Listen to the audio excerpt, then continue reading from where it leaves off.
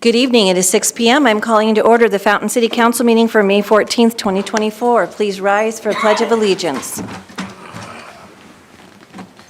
I pledge allegiance to the flag of the United States of America and to the republic for which it stands, one nation, under God, indivisible, with liberty and justice for all.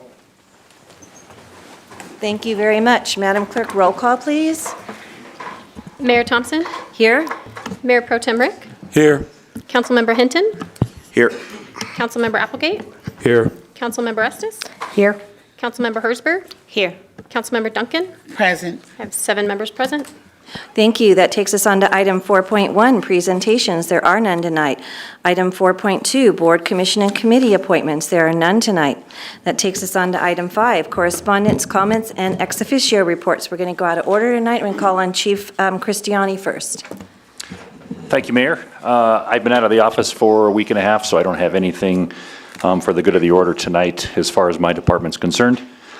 Thank you for giving me the honor of introducing our District Attorney, Michael Allen. He's going to provide us with a quick update, what he can regarding our trial. I will say that we're very thankful for his team and the guilty verdict that we got from the jury, reference Officer Becerra. So that's a big step for our department, for our community. So with that said, I'll turn the microphone over to District Attorney Michael Allen. Thank you, Mr. Allen. If you could come down and turn the mic on and state your name for the record, please.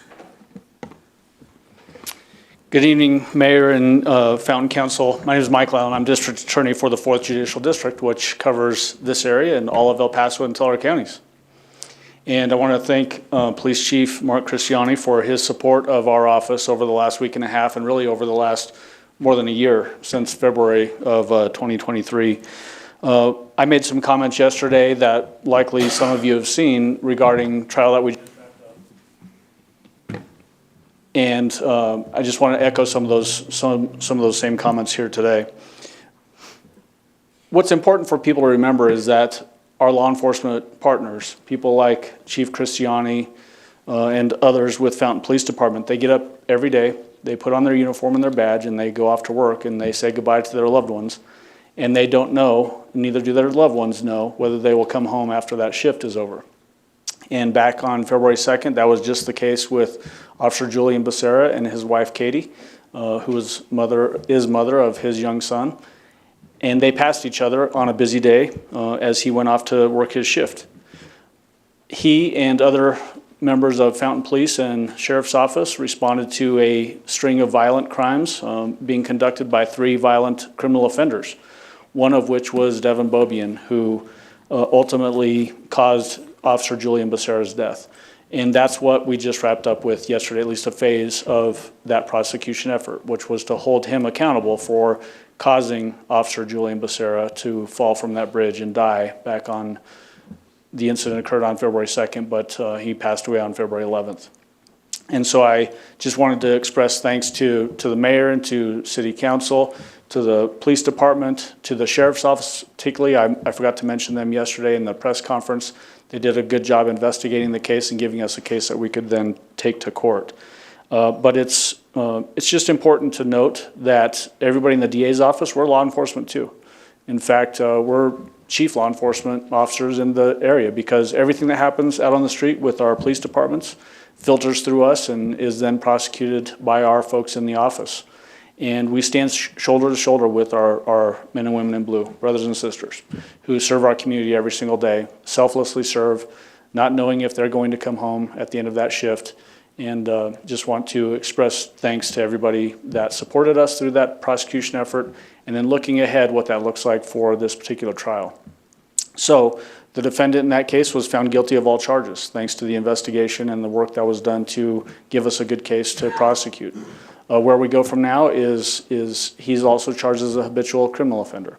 So that will be the next phase in this prosecution, which is to present evidence to the judge to satisfy those habitual charges.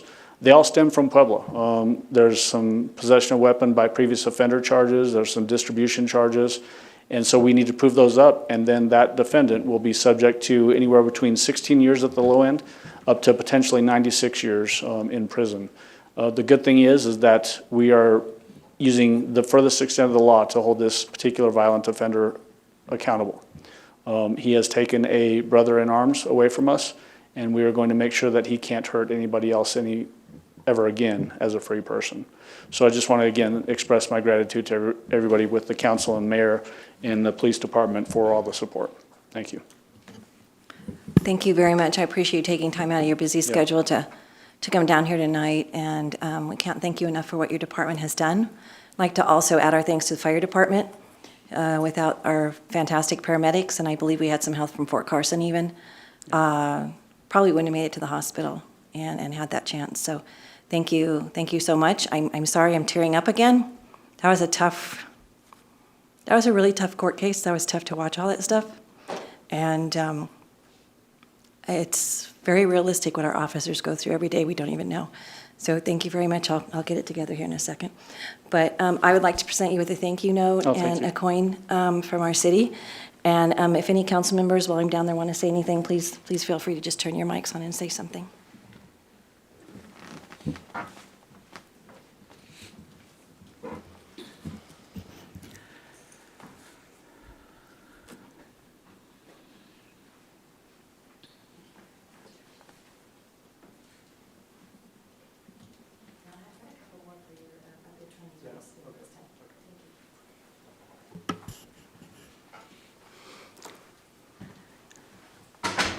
So thank you so much again for your office and all the hard work that you did. The family, I'm sure, is very appreciative as well as we are. And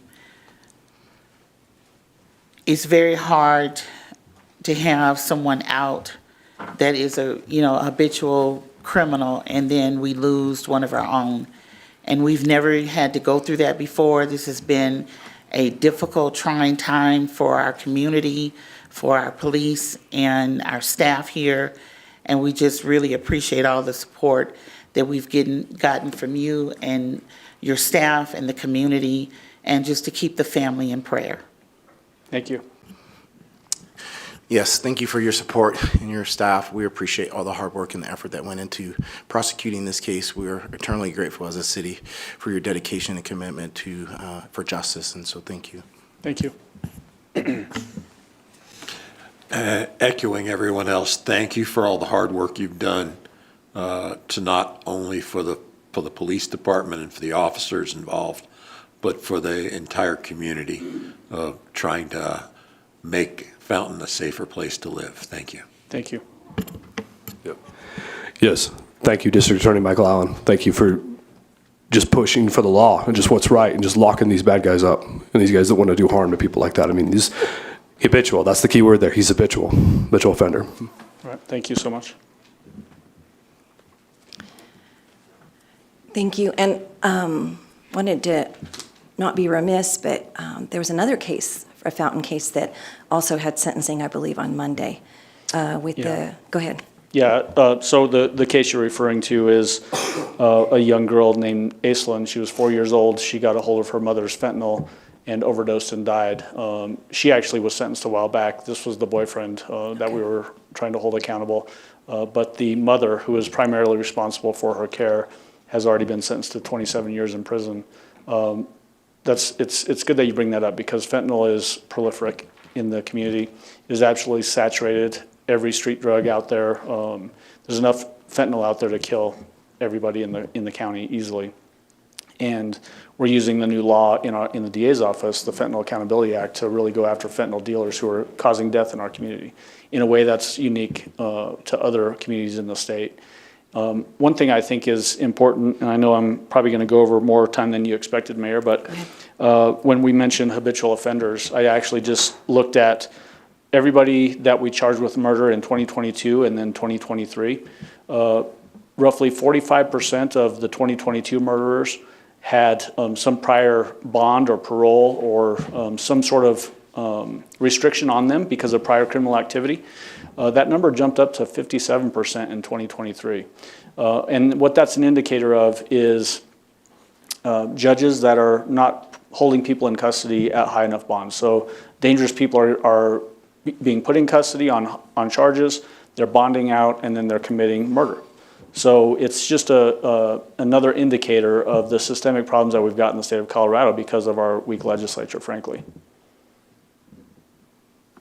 Thank I know you didn't ask for that, but I wanted to throw it in there. No, we'll take it. We don't get you down here too often, Yeah, so yeah, it's why we kind of put you where we put you to give you a little bit extra time, so. Yeah, well, thank you. Yeah, thank you for coming down. I appreciate it. And Chief Christiani, one last thing about today back in Washington DC? Yes, thank you, Mayor.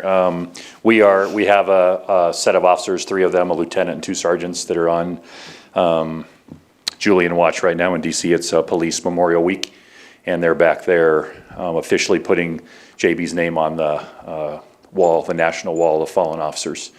And the ceremony will be tomorrow, we believe, on Fox News being broadcast. So we're going to try to tune in and hopefully get to see that on a live stream. I, of course, would have been there, but the important matter at hand was the trial for Julian. So that's where I set my sights on. So, yeah, we got 3 officers back there along with El Paso County Sheriff's Office, and they've laid the wreath today, and they'll put his name on the wall tomorrow. We'll get the medals from either the president or one of his staff that will present those to our lieutenants. So it's going to be a big day for us tomorrow too as well. Thank you, Mayor. Thank you very much. Thank you, DA, for coming down. Really appreciate it. Absolutely. Thank you, Mayor. Thank you, everybody on Thank you. council. Yep. All right, bye. All right, we'll start with Mr. Trainer. Thank you, Madam Mayor. I just have one item of business, and that is to hopefully get the council to change the meeting date from May 28th, Tuesday, May 28th, that's our next meeting, to Wednesday, May 29th. We wanted to sync up the date to talk about the strategic plan priorities with a date to talk about budget priorities. Those 2 topics just mesh really well. And coming after Memorial Day weekend, that gives an extra day after the weekend to get ready for that. So if that works for everyone, Joni has a recommended motion, if that's the direction the council wants to go. When would you like us to make that motion? If that's something that the council wants to do, any one of you could make that motion. You want us to do it now, or you want us to do it under agenda requests, or? Sure. No, you could do it now, would be fine. Okay. Would be appropriate. Thank you. Alrighty. Councilmember Hinton. Yeah, I make a motion to change the meeting date regularly scheduled from May 28th to May 29th at 6 p.m. Councilmember Duncan. I second. Okay, we have a motion and a second. Is there any further deliberation? Seeing none, please vote. 7 yes, motion carried. Okay, so since the citizens are really, really used to us for many, many years having it on the Tuesday, how are we going to get the word out that we're changing it just for that one meeting? We'll put it out on social media, our website. Of course, we'll do the regular posting differently as well. Okay, all right. Okay, thank you very much. Okay, anything else? Mr. Evans? Mayor, just some updates on some transportation projects going on in the region for everybody. We're all very aware of the I-25 project and the pain of the especially our fire department is aware of the problems that we're having on the interstate. Emails were going back and forth today. Our Region 2 folks are attempting to help us with the large windmill trucks that continue to come through the city on 85, 87. They believe what the problem is sometimes those are annual permits. So even though they've opened it up all the way up to the 132, the old permits are still working their way through. So they're going to be getting a hold of those companies specifically and trying to deter them from coming off onto 85, 87 and blocking our on-ramps as they have been. So that's continuing. Indiana, good news. We expect our light signal poles to be in the next 2 weeks. They have been put en route to us. So if that holds, you'll see our crews and CDOT crews out there putting those light signals on for 85, 87 in Indiana.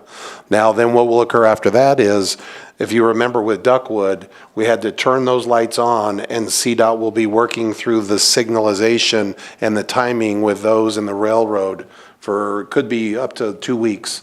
So we'll get those complaints that the signals are working, but Indiana isn't open yet. So we're targeting hopefully the middle of June to have that whole project completed and open. which will be a big assistance for everyone living on the southern end of the city. So that's going to be here, we hope, in the next month. The Syracuse and Mesa Ridge intersection, so think about where the new King Soopers is being built. You will see construction start tomorrow on Healy and Mesa Ridge, which is just north of that intersection. So that will go down to one lane traffic between 7:30 at night and noon the next day. So it will allow busy traffic in the afternoon to flow. You'll also see work in the intersection of Syracuse and Mesa Ridge that will commence when school shuts down in 2 weeks. And that there will be different projects going on to improve that intersection for about the entire summer. So then you've also got Bob's resurfacing projects, which will begin, and everybody needs to keep in mind, we've got a 6-month paving season in Colorado, basically May to October. And then we also shrink that down to try to get the majority of it done when school is out of session. So realistically, we work with a 2.5 to 3 month project. So folks will complain, they do every year. Why don't we plan that any better? We've got a 3-month window and we try to jam it all in there. So those are coming. You will get phone calls, I'm sure. We will get phone calls. So if anybody asks you, there is a rhyme, no reason. We try to get everything in those 3 months, and those projects are coming. Yeah, and I asked you to go to a breakfast last Thursday, right, to meet with some other transportation people in the region. Because I kind of expressed a little frustration at PPACG last week that if Colorado Springs does any more construction projects, they're just going to have to send food trucks and milk down here, and because we're not going to be able to get anywhere. Because they've got Academy torn up for the MAMSIT project, and then Springs has it torn up for their their PPRTA project, up to almost plat now. Circle's torn up is a mess. And Mark Scheffel. Yep. And then they announced at PPACG on Wednesday that they're going to start tearing up for the overpass over Powers and Fountain. And I'm like, if you don't want us to spend money in Colorado Springs, you're making it real obvious. But there's more money pouring into this region for CDOT projects than there has been probably in decades, and probably will be in decades after that. So Correct.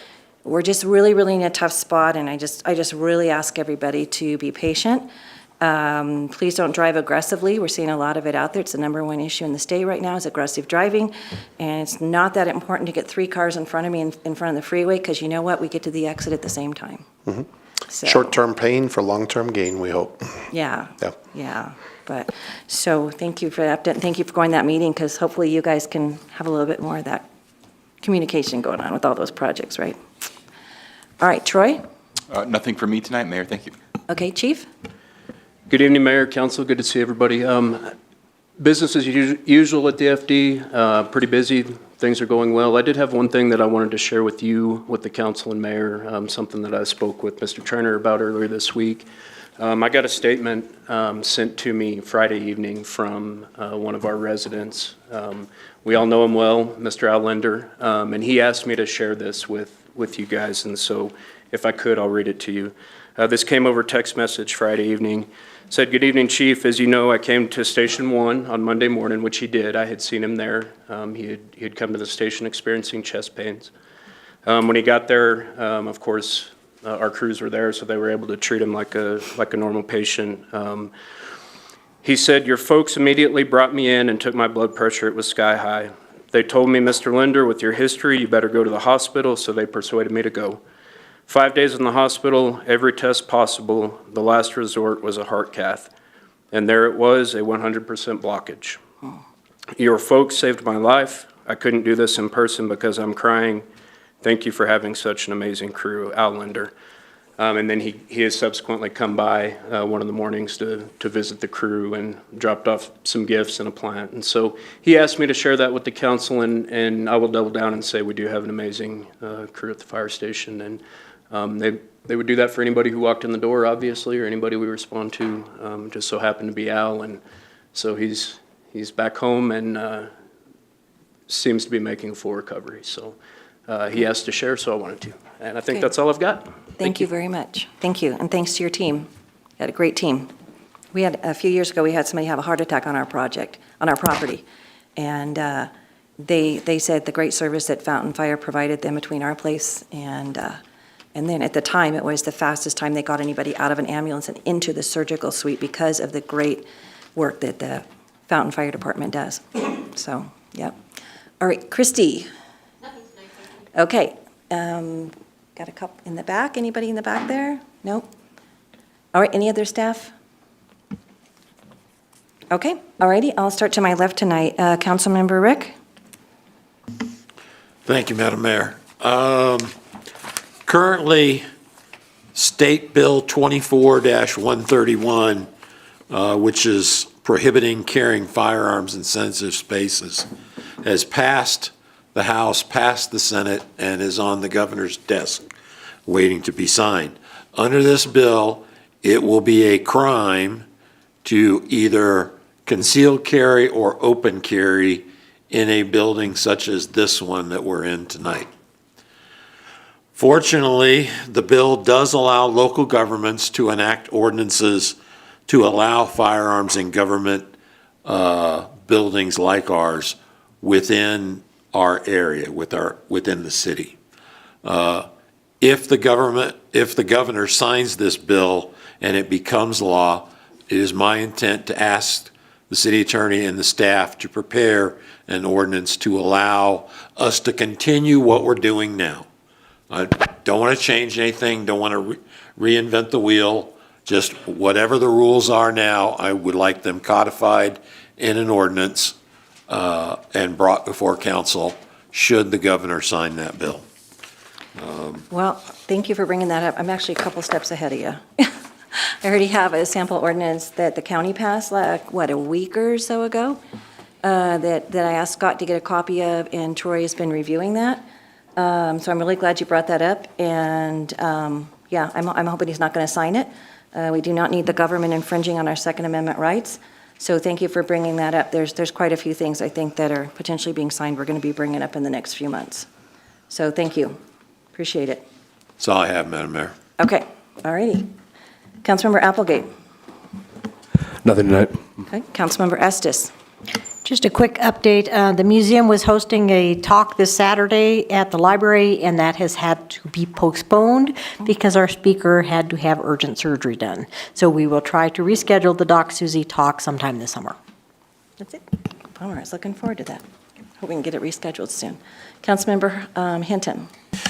Yes, just a quick shout out to our amazing youth Fountain Fort Carson varsity volleyball team. They won second place in the state championship this past weekend. Very historical event for them. They've only been in existence for 2 years, and so to be able to go from a 6th seed into playing the championship game was pretty amazing to watch as a fan, as a father. So kudos to them and their achievement as student athletes of Fountain Fort Carson. So I appreciate all the work and dedication they've done in that sport. Congratulations to all the parents that took them to all those practices and everything. For sure, definitely. Councilmember Hertzberg. Thank you, Mayor. I just want to, extend congratulations to all of the graduates who are going to be commencing soon. And of course, the student athletes for sure. But since I was here last, physically, I was virtual last time, but since I was here, I attended 2 meetings in 2 different states. They're called RC Community Salutes. And what this does is celebrates high school students who have decided to join the military. And so it's just a wonderful opportunity to really celebrate that 1% that decides to volunteer.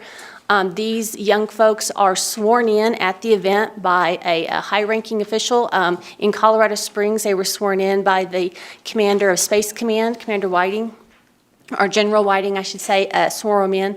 So I just want to recognize those who choose to serve in a time of uncertainty. I just want to celebrate those folks as well. That's all. Thank you, Mayor. Thank you. Thank you very much. Councilmember Duncan.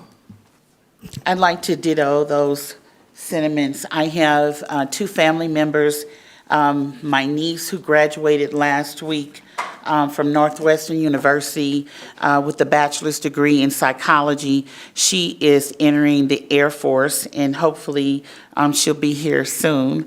And I have another family member that is graduating as we speak, and she is a graduating senior from high school who was in the ROTC, and she is going next week to the Marines, the Navy Marines, yes. So I have two family members that have decided, two girls, that have decided that they want to dedicate their life to serving our country, and I think that's wonderful.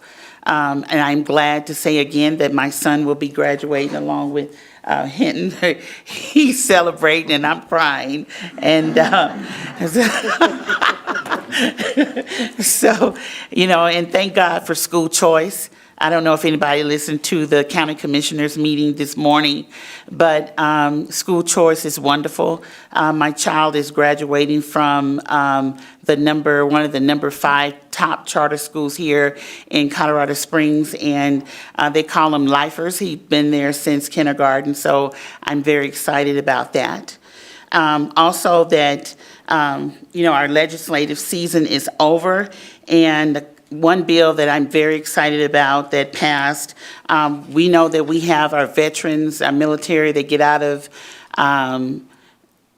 service and they go, what do I do? Well, Senate Bill 24-109, and the name of it is Continue Colorado Veteran Service to Career Program. And this bill expands employment pathways for veterans for another 3 years. So this bill allows nonprofit agencies to partner with workforce centers to provide veterans, their spouses, and their dependents with skills training, internship, work placements, mentorship opportunities, career counseling, and support service. So for another 3 years, that these at the Pikes Peak Workforce Center is available to veterans, their spouses, and their dependents.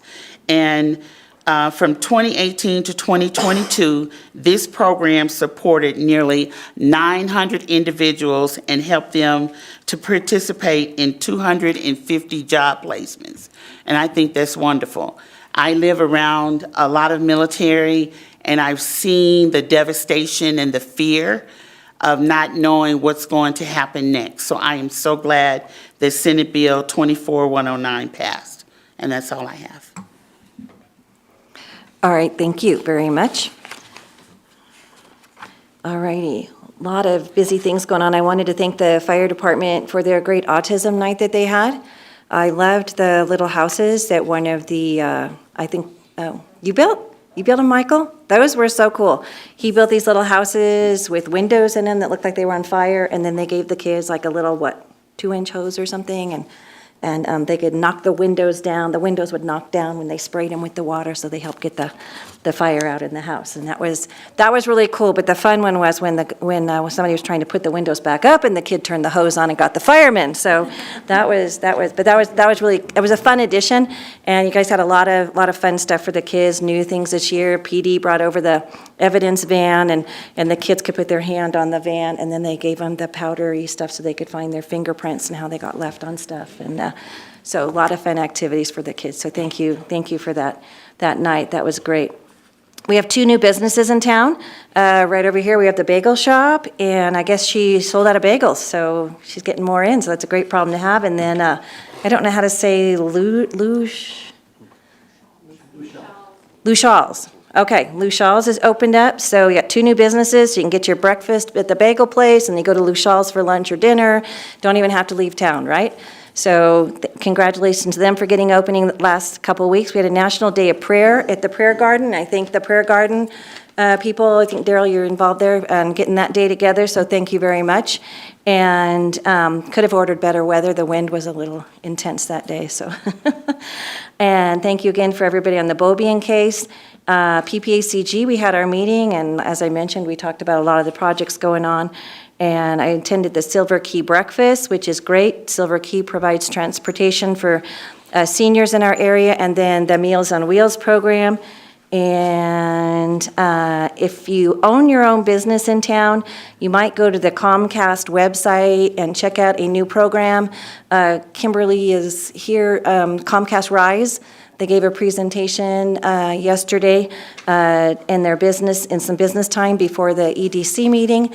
And if you have a small business, they are concentrating on southern Colorado for some grants that are available to small businesses with less than 100 employees, and that includes home-based businesses. So Kimberly has information on that and the flyer and everything, if you know a small business owner that might be interested in that. All righty.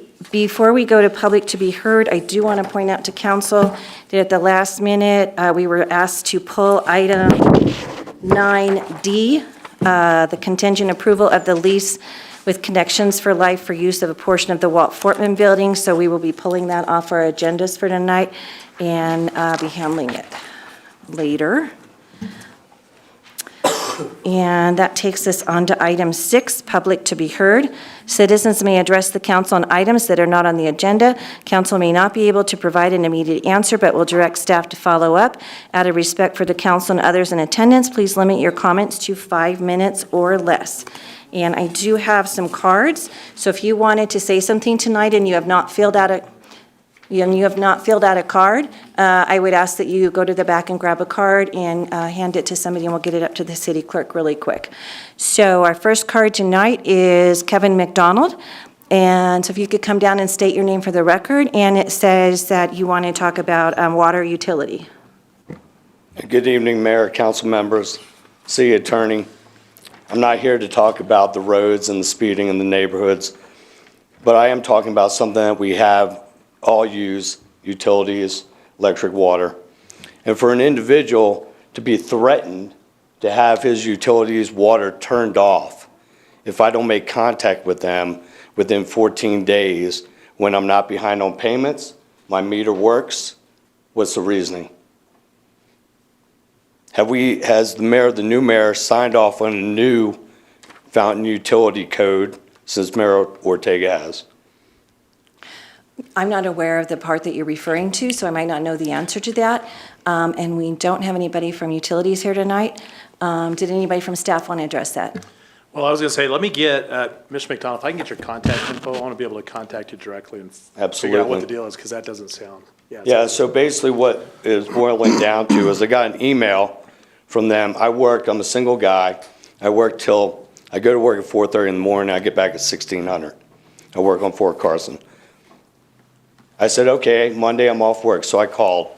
The lady told me at utilities, hey, you're using a lot of water. I said, hey, I have an HOA. They want green grass. I'm using no different than last year.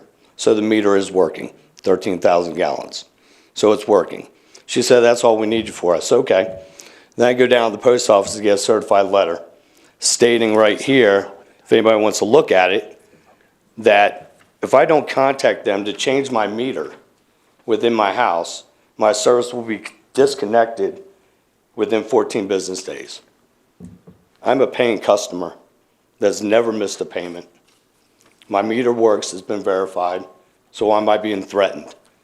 When the Fountain, Colorado City Ordinance Code or whatever for utilities doesn't state anything about disconnecting the meter. It says if the meter's not working, meter's working. She also said on the phone, well, we change it out every 5 years. Well, I live in the same house for 12. You've never changed it. So why am I being threatened by the utility department to their beck and call, basically? I'm a paying, abiding citizen. yeah.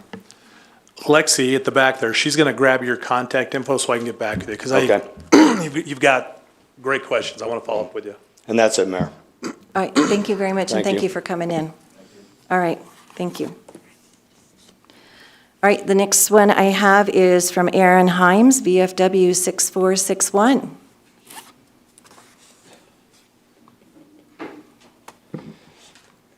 Thank you, Madam Mayor, council members. Just want to hit a few high points from the last month and what we have going forward here. Last month, both VFW and American Legion 38 participated in Fountain Fort Carson's Junior ROTC Award Ceremony. Both organizations presented awards to very deserving students that are Both of the American Legion ones are graduating. Mine was a sophomore, so look forward to potentially giving her another one next year. Also want to say thank you to the community. I don't know if a lot of you know, we do bingo down at the VFW every Wednesday. And this last Wednesday, we set a new record by having almost $10,000 worth of sales in one night just for bingo. Granted, I also paid somebody $15,000, but it's something that says the community coming out to support us, and we're saying thank you back to you because it was a great turnout. Want to highlight the Memorial Day ceremony that we're hosting for the city on the 27th. Yeah, 27th. Starting at 7 in the morning with a free pancake breakfast from 7 to 10, doing our ceremony at 11, followed by a free lunch for anyone who wants to stay. If you drive by the VFW, you should see a lot of work being done. We had a new floor put in a couple weeks ago. They were in the middle of putting our roof on today when we got hit with the storms. So the roof will be done tomorrow, and then the whole outside will be painted next week. So it'll be a whole new building for you. And we are going to host a grand reopening party on May 24th, so the Friday before Memorial Day. We're going to offer free pulled pork dinner, homemade, coleslaw, potato salad, all the good stuff. We're going to have live music from 6 to 10 from the Austin Ross Band. And just want to say thank you for that. If anybody wants to come out, please come out and support us. It's free. It's us saying thank you to the community. And I'm going to throw a pitch out there for both American Legion and VFW. Those of you who kind of follow the motorcycle community here, you know that there's a event coming through Saturday the 18th. It's called the Run for the Wall. Starts in California, ends in DC. They'll be coming through our region roughly around lunchtime. The American Legion 38 is actually serving lunch down in Pueblo. So if anybody's interested in helping out with that, I encourage you to go down to the Legion 38, offer your services. If that's not something that interests you, you just want to kind of wave to them as they go by, Falcon is hosting a flag waving ceremony along Highway 24 at 2 p.m. As the thousands of riders go through there. So, it's something that both VFW and Legion will be out there for. We encourage the community to go out as well. And then I wasn't going to say anything, but I'm going to kind of poke back at Dr. Duncan. 900 veterans being helped by this program is a great start, but it is nowhere near where we need to be. So I encourage you guys as city government, continue pushing this. I know the veterans organizations, we're pushing it, but the more we can get the communities to push it as well. There's a lot of veterans out there that need help that either are turned away by this program or just they get overwhelmed, and they come to us, they come to the Legion, they go to DAV, they need help, and we owe it to them. That's all I have. You didn't talk about your steak dinner. My favorite topic. That was last week. I know. I finally got the okay. I can officially chew hard stuff again. So The Legion steak dinner is this week. Oh, okay. Yeah, Legion steak dinner is this Friday. If y'all aren't going to their steak dinners, they are the best priced steak dinners and really, really good steaks. And unfortunately, they just had to up their price to $20 because the price of meat went up. But they are doing theirs from 5 to 7 at the Legion on Friday. All right, thank you. Well, I got yours on my calendar for June. And y'all put your price up there too. You raised it up to $15 whole. Yes. I just wanted to say about the bingo. I've been there a couple of times just walking around, but you're going to need a bigger place to do bingo, like one of those bingo halls, because you can't find room in there. So we actually, we're using Carefree Bingo, but it's cost prohibitive for us at about $1,000 a night for us to rent it and everything else. We'd rather keep the money within the community. So we host it down here. American Legion is actually looking at doing a second night down there. So I'd be running both of them. So we're trying to make it out there for the community. I have a question for him. Thank you. Councilmember Hinton? Yeah, I have a question for you real quick. If someone Pull up a chair. if someone lost their VFW lifetime membership card, how would they get that replaced? If you go to vfw.org, you can request one, or you can come down and see us and we can get one ordered for you. Well, yeah, I probably need to He do didn't that. say it was, he didn't say it was him, okay? He didn't say that. He said, he's asking for a friend, so, yeah, okay. All right, yeah, but remember, we're transparent up here, so, thank you very much. I think you're safe to sit down now. All right. All right, next card is Captain Eric Wilkerson from the Salvation Army. Please come down to the microphone.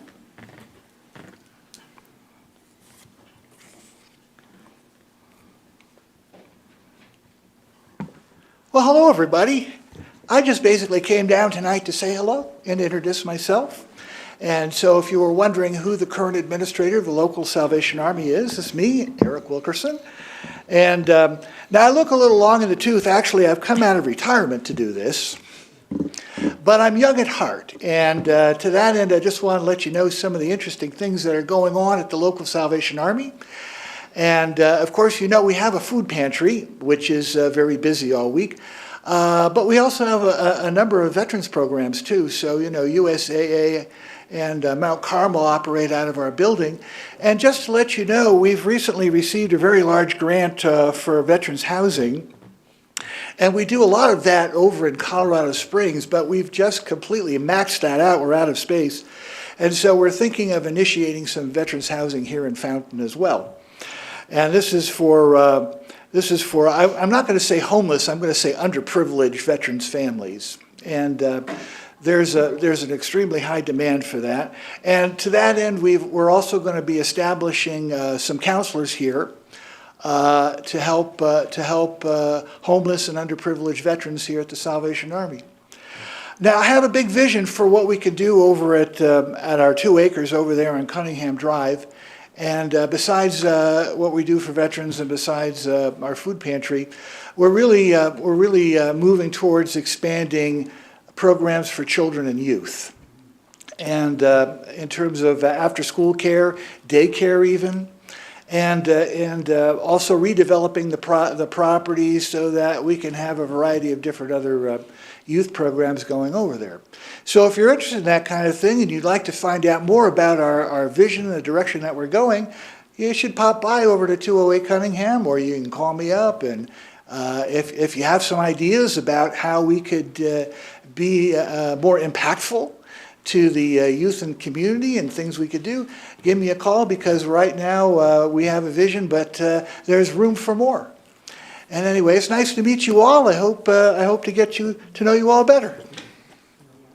Thank you very much. Appreciate you coming down and introducing yourself. Okay. I'm going to go sit down now in case. Okay. All right. I think you're safe. Okay. All righty. I have one last card from Destiny Angel, and she says follow up. So please come on down and state your name for the record. Oh. Hi. Hello, I'm Destiny Angel, and I am here to do a follow-up. I was here a couple weeks ago, and I introduced myself to the public and announced who I am, and I kind of had to bring some not-so-great things to the table. Is that timing right? Because I got 5 minutes. I don't believe it is. I actually just I think picked up we my should probably phone to fix put that. 3 minutes on it. We should so- probably fix that, because I'm going to need all Yeah. my 5 minutes.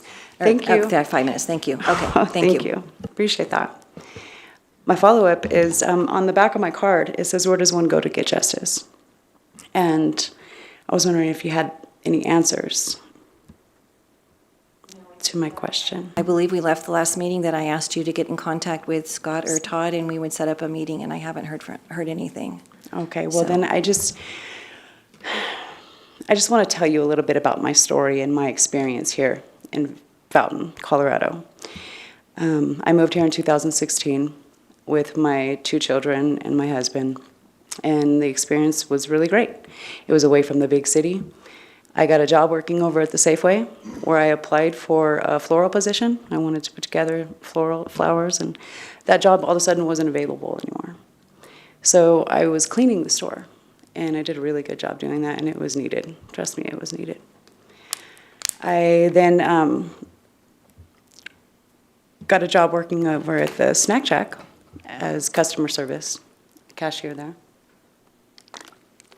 where I then worked more hand-on-hand with the public and got to get familiar with more of the people in our town, which I thought were very, very awesome. And, you know, the good with the bad, like it all mixed and it all balanced pretty well. I got to find out what the public needed and get more of one-on-one base with them and talk to them. And I like to be able to be out in the field and be able to have that one-on-one and be able to see a need and fill a need and be there any way that I can, because I do like to be of service in a positive way. Only I didn't get that in return from the city. I got a lot of negative, when I say negative feedback, I got a lot of pushback and resistance and neglect, like I was neglected and ignored, and I kind of brought that up last time I was here as well, as like trying to make contact with you, Madam Mayor. And, you know, I just never received a call back. And I also made it known that I had, that wasn't our first, like you walked up on my driveway while I was watering my garden, and I met you there. And that was our first encounter. I don't know if you remember that, but I sure do. And I'm really proud of you for the seat that you've taken and where you're at now. It's really very important that I be heard.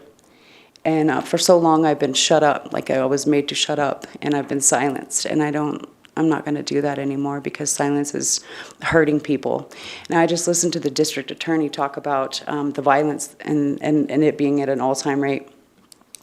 And it's true. And when I went to people of authority and tried to get help in a matter that happened last year, the hands were tied. When I say there was an assault case that happened, a physical punch to the back of my daughter's head from behind, an assault case that was turned into a harassment case, that actually happened here in this room, in this very room, where there was a judge that sat before me in the same spot where you're sitting, Madam Mayor. And she looked at me and said, and I said, why are we not talking about the assault that actually happened and took place? And she said, you know, you should really be thankful that this is even happening in the first place. And this was all on the record too, so you can go back and check my truths if you'd like to. Feel free. That I should be thankful, basically, of the opportunity and that something is happening as opposed to nothing happening. I do not feel that we did get the justice. Well, when the prosecutor that was supposed to be representing my daughter, we the people, my daughter being the people, failed to do her job and get what I felt like was justice, only to turn around and accuse me of threatening to do the very thing that she didn't protect my daughter of and for and with, and then go over to Colorado Springs Municipal Court and then try to get a restraining order on me, and then try to get a permanent restraining order on me based off of lies and false accusations. This happened to me. This is real life. This actually happened to me. And I said, in this room, no more being victimized. And I don't know how many, like, I've got a whole total of 5 minutes, and all I see you doing is looking at the time, when I don't know what you expect for me to accomplish, when I'm really trying to tell you, hey, there's danger in this town, and I'm bringing it to you, and I'm telling you that it could have been prevented way back here. And it should have been prevented at the school with a no contact policy. They didn't follow up and do their due diligence, and therefore it ended in it ended violently. I'm doing the same thing with you guys, and I'm afraid of the consequences that might happen in the near future with me. My neighbors gathered round. My neighbors gathered round like a mob outside of my house at the beginning of this month.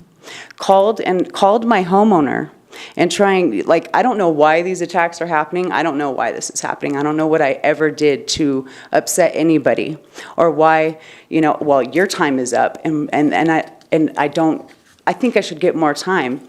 And the fact that I have to come back in 2 weeks, you didn't have an answer to my question in the first place. I didn't get the justice.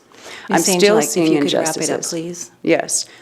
What else do you expect me to do? Come back in another 2 weeks? I don't have that kind of time. And these problems, the problem that I'm bringing to your attention, is still happening in the high schools right now. These kids are getting beat up on social media, being recorded, abuse, being Ms. Angel, I'm going to viewed. ask you again to please wrap up your time. I asked for public support.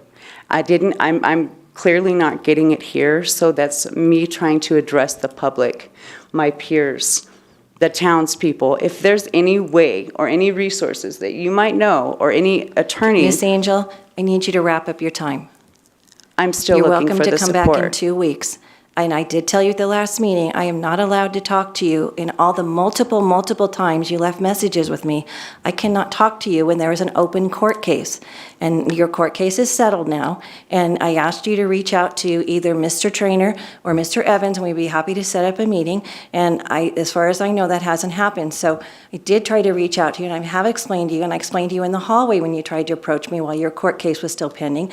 I cannot talk to you when there is something in litigation. Can you explain And to your me? time is up tonight, and so we're done with tonight. You know, you can come back in 2 weeks to the next time, or you can make contact and we can set up a separate meeting, and I'd be happy to do that. But this is not the forum to go through everything that's wrong within the city. So, Mr. Evans, did you want to say something? Destiny, you've got my contact info. Just contact me and we'll get back with you, okay? You gave me Commander Rasheen's information and to contact him when you were no longer talking to me anymore. I don't know why I wasn't allowed to come in here, and I was hoping that maybe you could answer that along with where does one go to get justice? We can handle that at a meeting. Okay, well, thank you for your time here this evening. I'll be back in 2 weeks. You all All right, have a thank you lovely very night. much. That completes all the cards we have tonight and from public to be heard. That takes us on the consent agenda. All items listed under the consent agenda are considered routine and will be approved with one motion. There will be no separate discussion of these items unless a council member or citizen so requests, in which case the item may be removed from the consent agenda and considered separately at the discretion of council. We only have one item tonight, item 7A, approval of the city council minutes. Councilmember Rick. Move to approve the consent agenda as written. Councilmember Hinton. I second. We have a motion and a second. Is there any further deliberation? Seeing none? My bars are all black. Is that it? It's like frozen, Joni. Okay.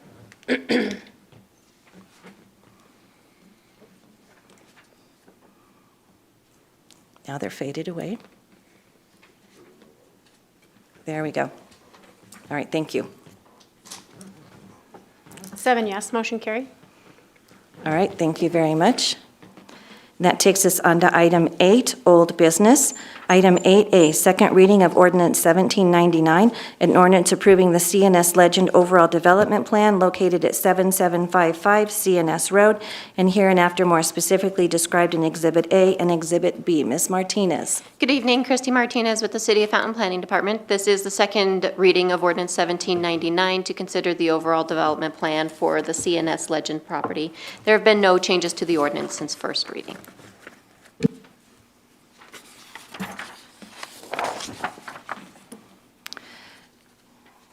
Okay. What would council like to do with ordinance 1799, item 8A? Councilmember Rick. Move to approve ordinance 1799 on second reading. Councilmember Duncan. I second. Okay, is there any further deliberation? Is there any questions? I have a question. Does that include the two stipulations that are listed for the fire apparatus access, roads in excess of 150 feet? So I believe we Yes, included the that. same conditions from first reading carried forward to Right, the I think- second reading. Just want to make sure we got it covered. Yep, that's okay. All righty. And I apologize, before we went to the vote, I forgot to open it up to any members of the audience. So if there's anybody in the audience that had any questions? Okay. Seeing none, we do have a motion and a second on the floor. Please vote. 7 yes, motion carried. Okay.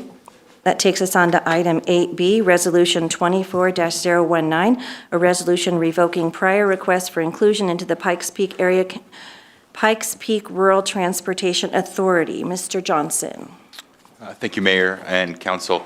As the Council is aware, the process to request inclusion into the PPRTA is a long process with many steps, the first of which would be requesting inclusion into the PPRTA. The Council voted to take that step with Resolution 24-013, which was a few meetings ago. The resolution before you tonight would be to revoke that request and communicate that to the RTA that the city is no longer interested in pursuing inclusion in the calendar year 2024. Kind of opposite to the decision that the council had a few meetings ago. This would be difficult to take back. That first decision would be the first of many that you'd go on to make, and so there'd be many many opportunities down the line to sort of step off the path. But I'll just inform you now, if we step off the path now, there's not really any getting back on because of the timeframes associated with it. This year, of course. And so with that, I will lead it to the council with one clarifying statement, which is a lot of times I try to write things so that a yes means yes and a no means no. It's sort of the opposite tonight. So a yes vote, an affirmative vote tonight will be to not join the PPRTA. If there's any questions on that, let me know. But with that, I will leave it to the council. Oh, attorneys love to write motions that yes means no, yeah. All righty, I understand what you're saying. And it is a very long timeline, so we had to, actually, before we had really made a decision as a council, if we really seriously wanted to pursue this, we had to approach them and see if they were open to that, and then get a timeline created that we would have to look at. And I think the discussion we had last meeting, gosh, that seems like, that trial took everything out of me. That last meeting seems like 6 months ago. We decided not to go down the path this year for a variety of reasons. So we have item 8B. Is there any discussion up here from the council before we move on to a motion? Because I want to make sure we open it up to the audience. Councilmember Hertzberg? Yes, thank you, Mayor. I just want to express that I appreciated council being open to exploring this, which is what we did with the first vote.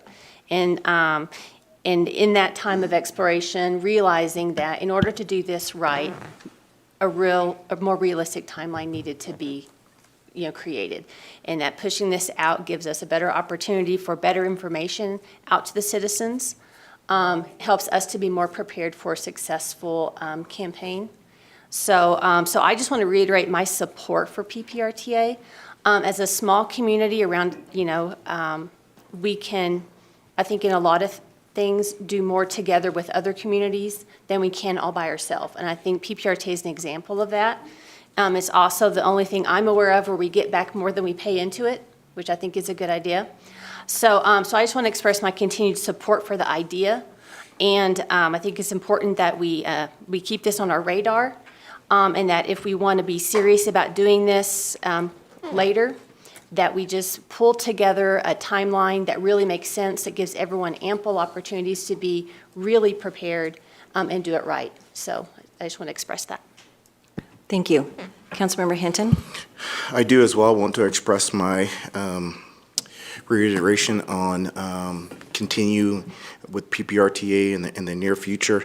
I was thoroughly impressed with our citizens after the last meeting when I called for action for people, for our residents to step up. I've met with several residents in Fountain about wanting, how do they get involved, and how do they go about that? And so I'm eternally appreciative for those that want to get involved and want to make a difference in the city. So I appreciate all our citizens that want to do that.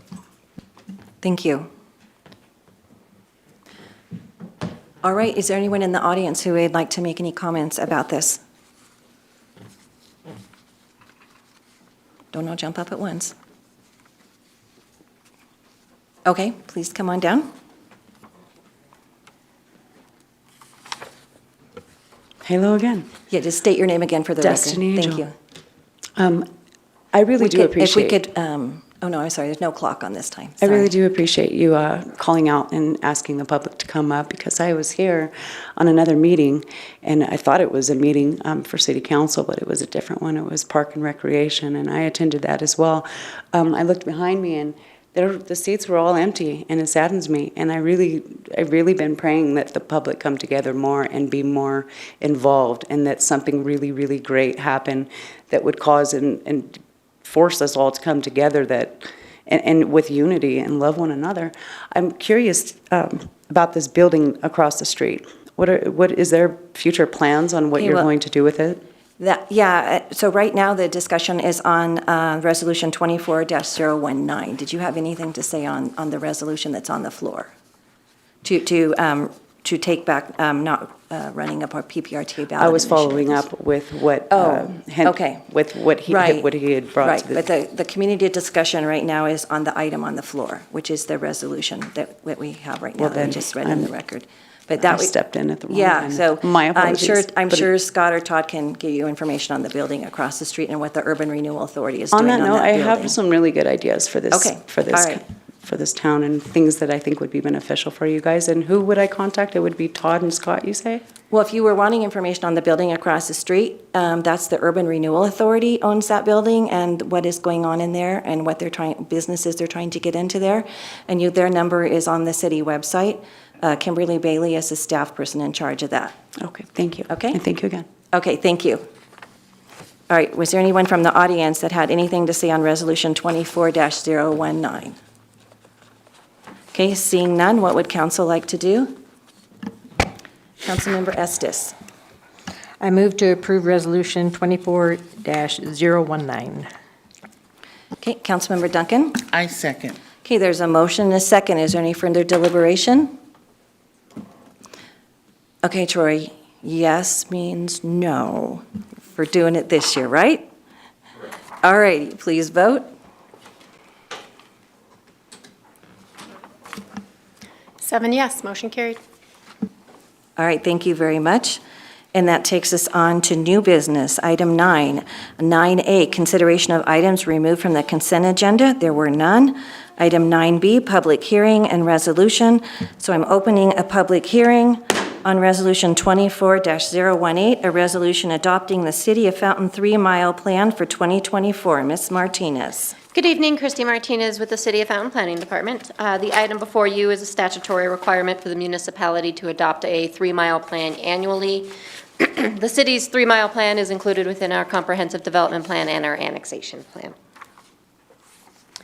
The state statute that requires the municipalities to adopt the 3-mile plan is 3112-1051E, which stipulates that we must have that plan in place and it must be updated annually. The 3-mile plan shows a radius around the existing city limits of 3 miles and limits how far growth can occur within a municipality, and in this case, it's 3 miles in any one direction if you're seeing a theme here with a 3-mile plan. Next slide. The city has adopted the 3-mile plan in 2021. There have been no changes to those plans since that time frame. As this is a public hearing, the public notification was published within the Gazette. This is Figure 1 of the Comprehensive Development Plan, so the blue line around the city boundary is a 3-mile radius. If you notice to the western boundary, it does not continue into a complete circle. That is because that is federal land, that is Fort Carson, and therefore the city's comprehensive plan does not include any development within the federal lands. Next slide. This slide is from the annexation plan, also Figure 1. It does show the 3-mile boundary all the way around the federal land. That is just a graphical error just to show the boundary, but again, the city can't impose any municipal regulations upon federal lands. Next slide. Staff finds that the city has previously adopted a comprehensive development plan, which is in compliance with state statute, that the 3-mile plan that is depicted within both the comprehensive development plan and the city's annexation plan are compliant with the requirements outlined in state statute. This was presented before the Planning Commission at their May meeting, which time they did make a favorable recommendation. Staff would make a recommendation tonight of approval of Resolution 24-018, which would stipulate that the 3-mile plan does comply with the statutory requirements. Are there any questions for staff? Okay, does any council have any questions for staff? Councilmember Duncan. If we can go back to the previous slide, I wanted to, so the areas marked in red are the city of Colorado Springs. Even with my glasses, I don't know if I can see that line. So the red boundary on there is the urban growth boundary that's identified within the city's annexation plan. The blue line, the blue circular line around there is that 3-mile plan. There's also a green line on there, which is, I believe, the urban services area where municipal services can readily be provided to those lands. The red lined, the hatching area is what she's asking about? Up So at the if you top? look at I can the top- actually read it from here, and that is the City of Colorado Springs. That Okay. indicates Colorado Springs, I yeah. think it's a little easier to see it in the slide before. No, Huh? No? at least not from here. Okay. Can we make it bigger? I was just wondering, so the purple line that is blue or purple that goes around it, are we, right there, yes. So this area where you have the stripes, is this included in our resolution? So what you are adopting is the map, which outlines that blue boundary, which is 3 miles from any existing city limits. So as you see, the hatched area, which is Colorado Springs, the city annexed South Academy Highlands, which is kind of that brown triangular area at the top. So from 3 miles from that northern boundary is where that blue line is depicted. Okay. So, okay, so which part is South Academy? You have the little pointer thing, which one is South Academy? Okay. Okay. I was just trying to figure out where we were. So 3 miles from that boundary is where that blue line Okay. is on the map. Okay. Thank you for the clarification. It's okay. Anybody else? Any other council members? Is there anyone from the audience that has any questions about this item? Okay, seeing none, I'm going to close the public hearing and bring it back up here to the council and ask what council would like to do with Resolution 24-018. And if I could have the screen back, please. Thank you. Councilmember Applegate? Move we adopt Resolution 24-018 for the 3-mile rule for annexation. Councilmember Rick? Second the motion. Okay, we have a motion and a second. Is there any further deliberation from council? Seeing none, please vote. 7 yes, motion carried. Okay, that takes us on to item 9C, request for city council sponsorship for 2024 for community events. And Ms. Carneal. Good evening, Mayor and Council. The city clerk's office received a letter for sponsorship for the 2024 annual events from the Fountain Up Committee, and we do have a representative from that board here to answer any questions that you may have. Okay, if they, Ms. Lexi. All right, Good thank evening, you. Mayor and City Council. We can't hear you? That's a little first. huh? short, sorry. There you go. Do you have any questions for us? If you could just go ahead and kind of just talk about it a little bit, what you guys are trying to do? So the annual sponsorship will cover the Field of Drinks Brew Fest that we have at the end of June, and Oh My Gourd, the Nightmare on Main Street, those two events on the same day that will be in October. The total request for the sponsorship, for each one, total is going to be $3,800 approximately. It will be $1,100 for the Nightmare on Main in October. And then the Miracle on Main Street event, we don't do any in-kind services from the city. That we use the City Hall space, but it doesn't require any staff or anything else. Okay. And the money raised from the first two events basically goes to fund the gifts that you provide for the children? Yes, ma'am. So every event that we do, that one event covers the next event. So there's not a profit built into it. We don't have a pile of money. We use what we make from one event and we put it into the next. When we do make money off of our sponsors for the Beer Fest, that one we do profit off of, and that's the event that we use the money from that to go into our Christmas event. Okay. And the Christmas event is for kids not to come buy themselves a gift, but to give kids a chance to come and buy mom and dad a gift or a sibling a gift. Yep, we give children the opportunity to come shop for their friends and family where maybe they otherwise couldn't. And so whether those gifts are super cheap, we sell everything cheaper essentially than what we buy it for. So it's another one of those events where it's also taken at a loss, which is the whole intent of that event. Right. And you open that up to the community to We do. donate money or Yep. or items for the kids to purchase. Mhm. So, great, thank you. All right, is there any other questions from anybody on council? Yeah, thank you. I just wanted to, I read through here, maybe I missed it, but the hours for park and public safety, have they signed off on those, that they have staffing hours to allocate towards the events? My guess is going to be yes. I know we have those conversations, and Chief Okay. Christiani is shaking yes. We do have those Okay. conversations very far in advance, but since we haven't had one quite yet, I didn't want to say yes without, so thank Okay. you for your yes. Councilwoman Hosberg, yes, we've got pre-meetings on this, and we're prepared for the staffing for all of these. Okay, perfect. And I don't see. Just in general, if an event were to come in, like a humongous event that needed thousands and thousands of hours, that flows through PD and fire department to see if they have staff and available to handle that. So I'm sure there's times that we've had to turn people down because of that, yeah. That was my question. Okay, Okay, thank you. It's a good question. All right, any questions from anyone in the audience? Okay, seeing none, what would council like to do with this? Councilmember Estes. I move to approve in-kind sponsorship for the Fountain Up 2024 annual events. Councilmember Rick. Second the motion. Okay, is there any further deliberation from council after a motion and second? Okay, seeing none, please vote. Whoop, try to vote. There we go. All right. 7 yes, motion carried. Thank you for the events you guys are going to do in the community this year. Thank you so much for your support. We really appreciate it. Thank you. All right, and item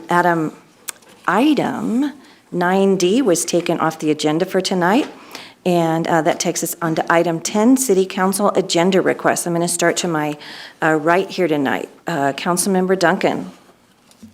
I don't have anything. Councilmember Hersberg. Nothing for me, Mayor, thank you. Councilmember Hinton. Nothing from me, Madam Mayor. Councilmember Estes. Nothing this evening. Councilmember Applegate. Nothing tonight. Councilmember Rick. No, thank you, Madam Mayor. Okay, and I have nothing tonight either. Madam Clerk. I have the announcement of executive session. City Council shall use this time to request any items. Did I jump the gun? Wait. Oh, I thought I heard oh, so I No, thought go ahead. I You're went too fine. fast, sorry. City Council shall use this time to request any items for future consideration in accordance with the city charter and the Colorado Open Meetings Act. The City Council open session is to determine whether it will hold a closed executive session. A closed executive session may be held upon affirmative vote of 2/3 of the quorum present. If consent to the closed executive session is not given, the items may be discussed in open session or withdrawn from the consideration. The purpose of the executive session this evening is pursuant to CRS Section 24-6-4024 for the purpose of review or approval of the amendment of executive sessions, 24-6-4024B for the purpose of receiving legal advice on specific legal questions regarding the fire code, Sections 24-6-4024E for the purpose of determining positions relative to matters that may be subject to negotiations, developing strategy for negotiations, and/or instructing negotiators regarding South Academy Highlands Phase 2. If you have a motion and a Okay, that is from our city clerk. Do we have a motion to go into executive session? Councilmember Hinton. I make a motion to go into executive session. Councilmember Rick. Second the motion. Okay, is there any further deliberation? Seeing none, please, oh, we're not reset from the last vote, okay? That's okay.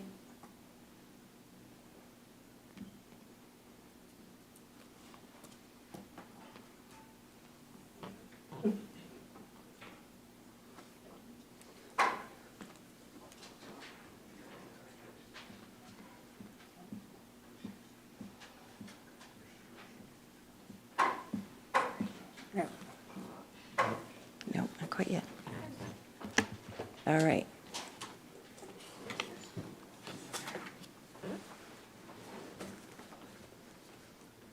I have one vote not yet counted. 7 yes, motion carried.